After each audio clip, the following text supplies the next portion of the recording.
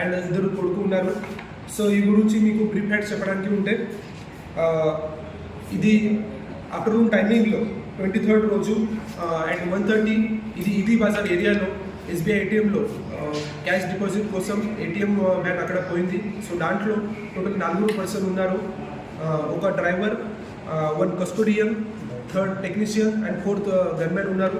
So అప్పుడు ఈ 3 person except driver అక్కడ ఏటీఎం క్యాష్ డిపాజిట్ కోసం పోయారు.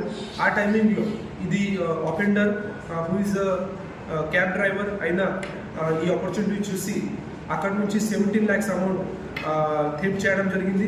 అక్కడ నుంచి ఆయన పారిపోయారు. ఆ వ్యాన్ అక్కడ మాత్రమే ఉంది. సో ఇది ప్రీ ప్లాన్గా చేసి ఆయన అతని కొడుకుకి కూడా అక్కడ పిలవడం జరిగింది. సో ఇద్దరు కలిసి బైక్ పైన అక్కడ నుంచి పోవడం జరిగింది. దాంట్లో తర్వాత ఈ 3rd ఏదైనా కొడుకు ఉంది, ఆయనకి కూడా అమౌంట్ హ్యాండ్ అవుట్ చేయడం జరిగింది. ఈ ఆఫెన్స్లో మనం పోలీస్ ప్రాపర్గా ముగ్గురికి కూడా